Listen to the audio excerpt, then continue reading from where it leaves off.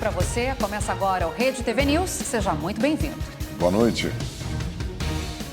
Chuva volta a provocar tragédia em Petrópolis, região serrana do Rio de Janeiro. Dessa vez, pelo menos 5 pessoas morreram e 4 estão desaparecidas. Córregos transbordaram e barrancos cederam. A cena que a gente encontra é essa aí. Equipes de limpeza tirando lama e lixo das ruas. Nós voltamos a Ouro Preto, em Minas Gerais, onde 2 casarões foram destruídos por um deslizamento em janeiro. Restauradores tentam recuperar parte da história de um dos prédios. O resgate das peças vai ser feito à mão e deve durar cerca de 3 meses. O presidente Jair Bolsonaro criticou a decisão do ministro do Supremo Tribunal Federal, Alexandre de Moraes, de bloquear o aplicativo de mensagens Telegram no Brasil. Foi durante uma entrevista para uma rádio. Vamos então até Brasília conversar com a repórter Mônica Vieira, que acompanhou o dia do presidente hoje e traz todas as informações para a gente. Boa noite, Mônica. O que o presidente falou?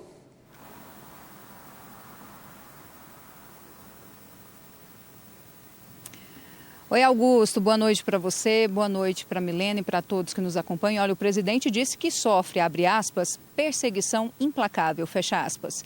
Segundo o presidente, o motivo é claro e é eleitoreiro. O Telegram é considerado um dos principais canais de comunicação do presidente com os seus apoiadores. E vale lembrar que a determinação do ministro Alexandre de Moraes, ela já foi revogada. Isso porque o Telegram passou a colaborar com a justiça brasileira para que conteúdos publicados na rede social fossem transparentes. Agora, um outro assunto também importante. Mais cedo, o presidente cumpriu uma agenda aqui mesmo em Brasília e assinou medidas para incentivar a produção de gás biometano. São incentivos de financiamento e isenção de impostos para a construção de usinas e geração de emprego. A estratégia deve movimentar o mercado de pesquisa científica e tecnológica sobre o combustível. Agora nós vamos ver os detalhes na reportagem. Acompanhe. Logo cedo, o presidente Jair Bolsonaro, que comemora aniversário hoje, cumprimentou populares na porta da residência oficial. De lá, ele dirigiu um trator abastecido com biometano até o Palácio do Planalto. Em seguida, o presidente assinou medidas para o incentivo à produção do combustível.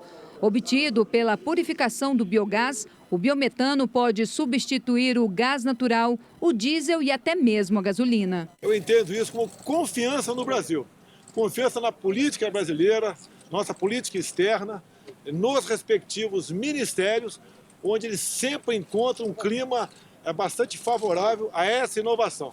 Não existe mais no nosso governo criar-se dificuldade para vender facilidade. Segundo o governo, o investimento inicial será de 7 bilhões de reais e deve gerar 6.500 novas vagas de emprego.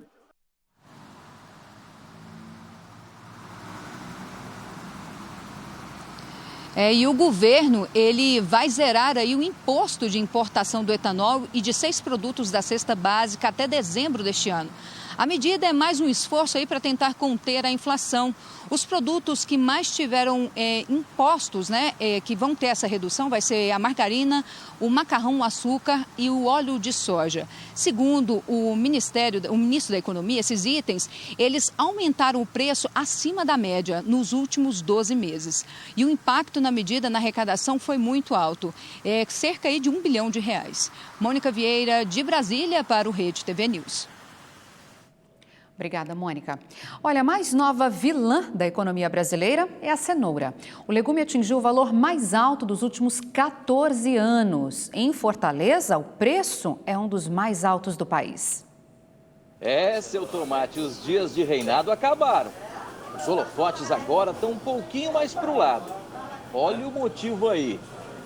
Com o valor lá em cima, é claro que todo mundo só fala dela. Já estava caro, né? A cenoura já estava de R$9. Eu vim observando. O negócio tá feio, hein? Já estão pensando até em substituto. Eu levaria um pimentão, com a cebola de cabeça mesmo, né? Que tá mais em conta. Isso aí. E deixa a cenoura quieta ou não? A gente deixa a cenoura. Fonte de vitamina A, cálcio, fibras, fósforo, um importante antioxidante para a saúde da pele, dos cabelos, do sistema imunológico. A cenoura é tudo isso. e há muito tempo está no cardápio do brasileiro, mas nunca foi tão cara como agora. Em fevereiro, a cenoura ajudou a puxar a inflação para cima. O preço médio no país teve aumento de mais de 50% e atingiu o valor mais alto desde o início da série histórica em 2008. A caixa de 29 quilos chegou a R$ 140 neste mês. No mesmo período do ano passado, a caixa custava R$ 11, variação de mais de 1000%. Que a cenoura tá cara, todo mundo já viu. Mas por que subiu tanto? Isso deve-se à quebra de safra na região sudeste, lá em Minas Gerais, no Triângulo Mineiro, no sul de Minas e no oeste de Minas Gerais, e também na região sul do Brasil acontece o mesmo problema e fatores climáticos que têm elevado o preço da cenoura. A região do Alto Parnaíba, em Minas Gerais, responde por cerca de 70% de toda a produção nacional.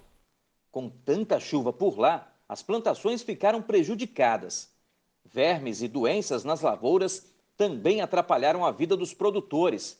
Com menos cenoura no mercado, o valor subiu.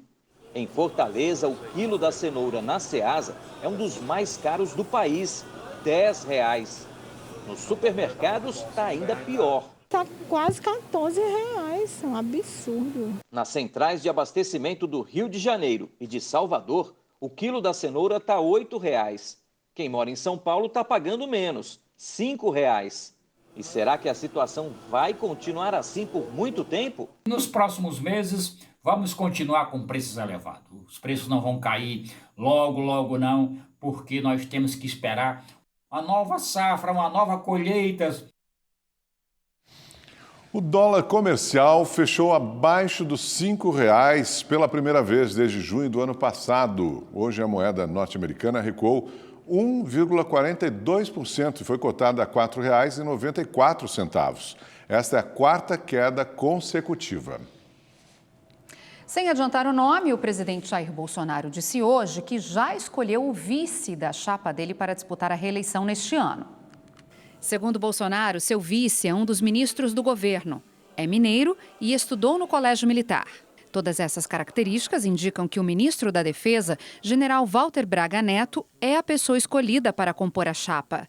A confirmação, no entanto, só deve sair no próximo domingo, dia 27, quando será o lançamento da pré-candidatura de Bolsonaro à presidência. Também hoje, o coordenador do Movimento dos Trabalhadores Sem Teto, Guilherme Boulos, do PSOL, desistiu de disputar o governo do estado de São Paulo. Ele anunciou a candidatura a deputado federal. Em seu perfil, nas redes sociais, afirmou que a decisão foi tomada para fortalecer a esquerda no Congresso. Guilherme Boulos tem 39 anos e, em 2020, foi candidato à Prefeitura de São Paulo. Vamos aos números da Covid-19 no Brasil, de acordo com o Ministério da Saúde. 28.214.000 pessoas já se recuperaram da doença, 770 mil estão em acompanhamento e, desde o início da pandemia, mais de 657 mil pessoas morreram de Covid-19 no Brasil. A partir de hoje não é mais obrigatório o uso de máscaras em locais abertos no Ceará. Elas continuam sendo exigidas apenas em ambientes fechados, como transporte público, sala de aula, cinemas e teatros. O uso das máscaras em ambientes abertos segue com recomendação para idosos, pessoas com comorbidades ou que estejam com sintomas gripais. Nós vamos agora ao vivo ao Rio de Janeiro saber informações a respeito de uma forte chuva que voltou a provocar destruição em Petrópolis, na região serrana. Quem conversa com a gente é o repórter Tony Vendramini. Tony, boa noite. Foram registradas mais quantas mortes na cidade, hein, até o momento? Que tristeza toda essa água toda de novo. Boa noite, Milena. Boa noite, Augusto. Muito boa noite a todos que nos acompanham. Pois é, mais uma vez, a chuva que atingiu Petrópolis na tarde de ontem deixou 5 mortos. 4 pessoas seguem desaparecidas. Agora à noite, os bombeiros interromperam as buscas para a troca das equipes de resgate. Durante o dia de hoje, as sirenes voltaram a soar, alertando para o risco de uma nova tempestade. Além disso, um sensor de movimento instalado em uma rocha levou à evacuação de uma área de risco no alto da serra. Esse temporal de ontem aconteceu pouco mais de um mês depois da tragédia do dia 15 de fevereiro. Vamos ver na reportagem como foi. 34 dias depois da tragédia, Com 233 mortos e 4 desaparecidos, a cidade voltou a viver o caos. Os córregos e rios que cortam Petrópolis transbordaram. As ruas desapareceram. Tudo foi tomado pela água.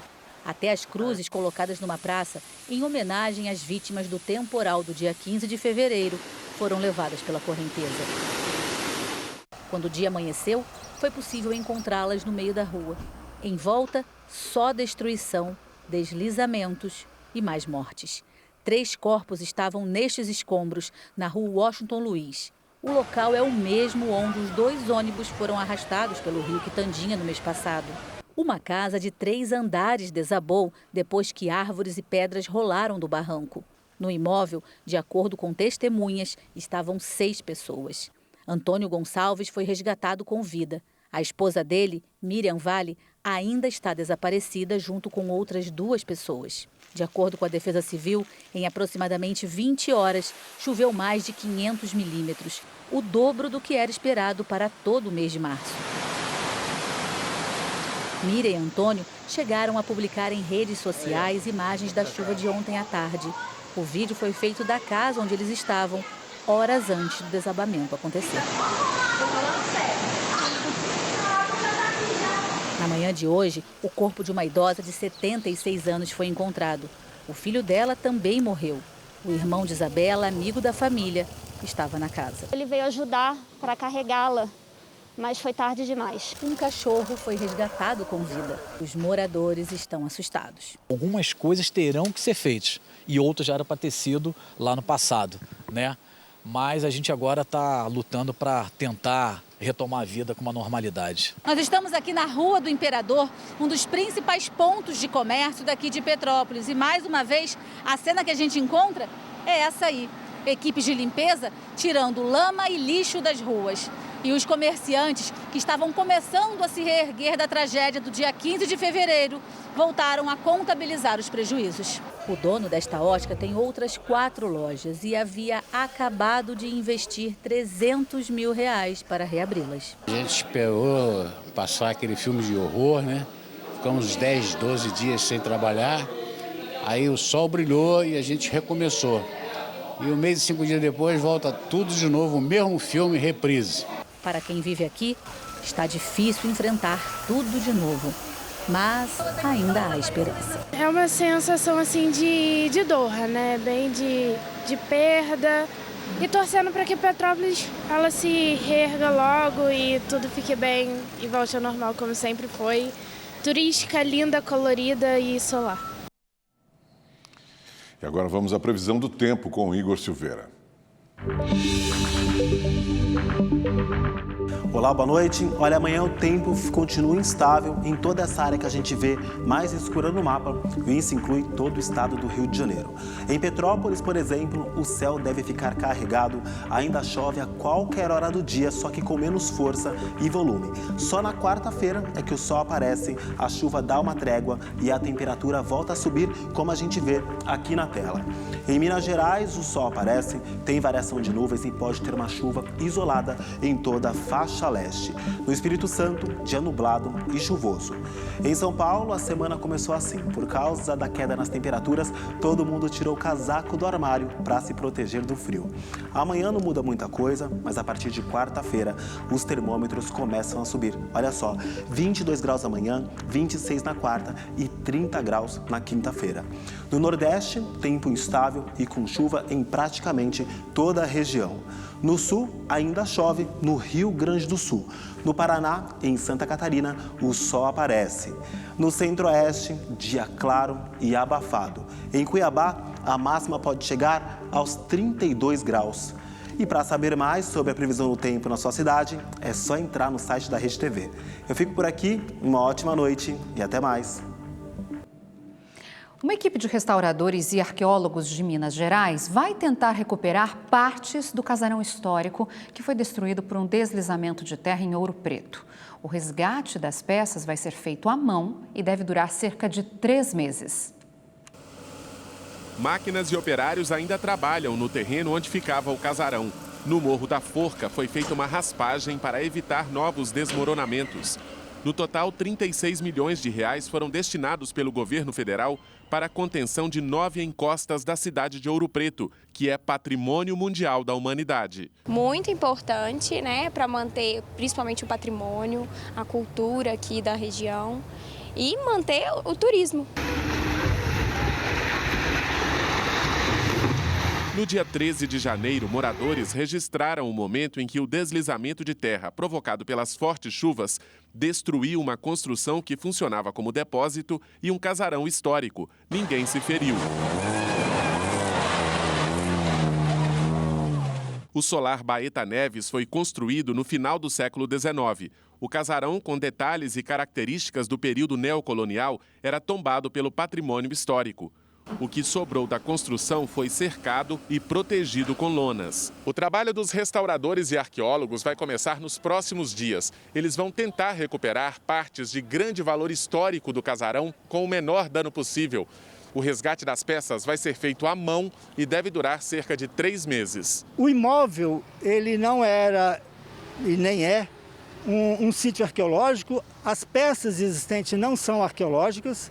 Então não exige um tratamento arqueológico, não exige, mas devido ao respeito ao patrimônio, ela tem que ser resgatada de forma arqueológica. O trabalho será aberto ao público e visitas poderão ser agendadas. Entre as partes que devem ser recuperadas estão o forro do salão nobre, que ficava no andar superior do casarão, peças em cantaria da fachada e grades da sacada. A sociedade e o poder público tem que usar o que aconteceu como um fato para aprender a conservar o seu patrimônio. Então, esse é o principal fato que se faz com esse resgate. As peças recuperadas serão catalogadas e devem fazer parte de uma exposição. A proposta é recontar a história do que foi destruído. O mais provável é que o espaço onde ficava o casarão se torne um memorial. Tem que manter a integridade do lugar sempre, né? Do lugar histórico, muito antigo. Então é importante ter um trabalho em cima disso. Né? E nós também, turistas, tem a ganhar com isso, né? Que a gente vem de fora para poder ver o que tem a cidade de atrativo, as minas, as igrejas. Então é essencial isso. Um carro caiu em uma cratera que se abriu no cruzamento de uma importante avenida na zona oeste de São Paulo. Pessoas que estavam no local registraram um acidente. Nas imagens dá para ver o carro dentro do buraco e uma tubulação rompida. O motorista saiu da cratera com a ajuda dessa escada aí e uma corda. Ele não ficou ferido, mas o carro ficou bastante danificado. De acordo com a Sabesp, Companhia de Saneamento Básico do Estado, técnicos investigam o que aconteceu. Os trabalhos são acompanhados pela Prefeitura. Uma jovem foi assassinada a tiros na última madrugada no Recife. Câmeras de segurança registraram o crime. As imagens mostram o momento em que a influenciadora digital Bruna Marques, de 21 anos, foi assassinada. A jovem estava com uma amiga em frente a uma casa de shows na zona sul do Recife, quando um homem se aproximou e fez vários disparos. A polícia ainda não identificou o suspeito. Esse crime bárbaro reflete a escalada da violência em Pernambuco. Entre janeiro e fevereiro deste ano, a Secretaria de Defesa Social registrou 617 assassinatos, um aumento de 11,2% em relação ao mesmo período de 2021. Somente na região metropolitana do Recife houve um acréscimo de 24,64% dos crimes violentos letais intencionais. O número de homicídios passou de 69 para 86. Se considerarmos somente o mês de fevereiro, o aumento passa de 14%. São 297 homicídios registrados no mês mais curto do ano, 37 a mais do que no mesmo período do ano passado. Nas ruas do Recife, o aumento da criminalidade é sentido pela população. Tem aumentado constantemente, né? Roubo de cabo, furto a veículo, tem aumentado aqui em Pernambuco essa violência. Todos os sentidos, violência contra a mulher, roubos, tudo. Violência em todo canto, toda parte. Em qualquer horário também, viu? Depois que começou essa audiência de custódia, que botaram aí agora, que antes não existia essa audiência de custódia, que o camarada era liberado no mesmo dia, dependendo do delito que ele cometer, ele já é liberado. Se ele não tiver antecedente, não tiver muita coisa, é liberado e no outro dia ele está fazendo a mesma coisa. Então isso facilitou muito o aumento da violência. De acordo com os dados da Secretaria de Defesa Social, no ano passado, 3.369 homicídios foram registrados em Pernambuco, média de quase 10 assassinatos por dia. É muito provável que esses números de criminalidade em conjunto com alto nível de desemprego tenham relação com o quê? Com o aumento do consumo de droga, né? Drogas mais baratas, né? Mais acessíveis, digamos assim, né? Um aumento do não pagamento, né? dessas drogas, ou seja, uma maior quantidade de pessoas se viciam nessas drogas, não conseguem honrar, né? Financiar, na verdade, o seu próprio vício, né? O que gera um aumento do número de homicídios. E isso é também verdade porque com o aumento desse comércio, por conta do aumento de desempregados, também há uma disputa maior entre as facções, né, que vendem essa substância entorpecente. Em nota, a Secretaria de Defesa Social disse que já adotou ações de prevenção e repressão à criminalidade. Afirmou ainda que desarticulou grupos de extermínio e de venda de drogas neste primeiro bimestre e que trará diminuição nos crimes. Mais notícias de polícia. 4 pessoas suspeitas de participar de um esquema de jogos de azar e de lavagem de dinheiro foram presas no Distrito Federal e, entre elas, está um influenciador digital que tem milhões de seguidores. Kleber Moraes, conhecido como Klebin, foi um dos alvos da ação. Ele ostentava nas redes sociais carros de luxo avaliados em mais de 3 milhões de reais. Segundo as investigações, o grupo organizava rifas desses veículos em nome de empresas de fachada e laranjas. Em 2 anos, eles teriam faturado 20 milhões de reais. 9 carros foram apreendidos, entre eles uma Lamborghini e uma Ferrari. A operação também bloqueou 10 milhões de reais das contas dos investigados. A defesa dos acusados classificou as prisões como arbitrárias e disse que vai recorrer da decisão. Uma quadrilha foi presa no Rio de Janeiro, suspeita de fraudar o auxílio emergencial. Segundo as investigações, os criminosos conseguiam dados de terceiros pelos sites dos tribunais regionais eleitorais e, com as informações, solicitavam o benefício. A polícia acredita que o grupo tenha desviado cerca de R$1 milhão. A operação também aconteceu em Angra dos Reis, no litoral sul do Rio, e em Barueri e Carapicuíba, na região metropolitana de São Paulo. Cerca de 500 quilos de cocaína foram apreendidos em um jatinho que voava por uma rota usada pelo tráfico de drogas em Mato Grosso do Sul. Aviões da Força Aérea Brasileira fizeram a escolta e obrigaram o piloto a pousar no Aeroporto Internacional de Campo Grande. A aeronave, que está em situação regular, foi apreendida e o piloto preso em flagrante. Ele disse que foi contratado para levar o avião do aeroporto de Jacarepaguá, no Rio de Janeiro, para uma fazenda em Mato Grosso. Tragédia em Patos, interior da Paraíba. Um adolescente atirou no pai, na mãe e no irmão de 7 anos. Num ataque de fúria, o jovem de 13 anos baleou os 3 dentro de casa. A mãe, Iranilda Medeiros, e o irmão, Gabriel Medeiros, morreram no local. O pai, Benedito Araújo, que é sargento da PM, está internado em Campina Grande. O estado de saúde dele é grave, mas estável. Segundo a polícia, o jovem era cobrado por melhores notas na escola e pelo uso excessivo do celular. Ele disse que estava se sentindo pressionado para tirar boas notas na escola e constantemente era proibido de acessar redes sociais pelo celular e de jogar um jogo. O caso chocou os moradores da região. Centenas acompanharam o velório das vítimas. O menino, que usou a arma do próprio pai para cometer o crime, foi apreendido e encaminhado ao Centro Educacional do Adolescente da Paraíba. Um casal em Belo Horizonte foi brutalmente agredido por seguranças de uma casa de shows. Testemunhas filmaram o momento da briga. Nestas imagens é possível ver o começo da confusão. Vários seguranças correm. Mesmo caído, o homem recebe chutes, inclusive na cabeça. A namorada tenta conter os agressores, mas também leva um tapa. Os dois foram levados para o hospital e já receberam alta. De acordo com o boletim de ocorrência, a confusão começou depois que um grupo empurrou o casal na pista de dança. Em nota, a administração da boate informou que dentro do estabelecimento não foi observado nenhum excesso dos seguranças, que são de uma empresa terceirizada. Em Santo André, no ABC Paulista, o flagrante do furto de um carro. O inusitado é que um guincho foi usado no crime. Um dos ladrões puxa o cabo de aço para engatar no veículo. Com a ajuda do comparsa, consegue colocar o carro em cima do guincho. Os dois vão embora com o carro. Até agora ninguém foi preso. Em São Paulo, um casal em uma moto é surpreendido por 2 ladrões. Um policial em um carro particular para logo atrás e percebe a ação. Quando o casal sai da moto e se afasta, ele dispara contra os criminosos que caem na rua.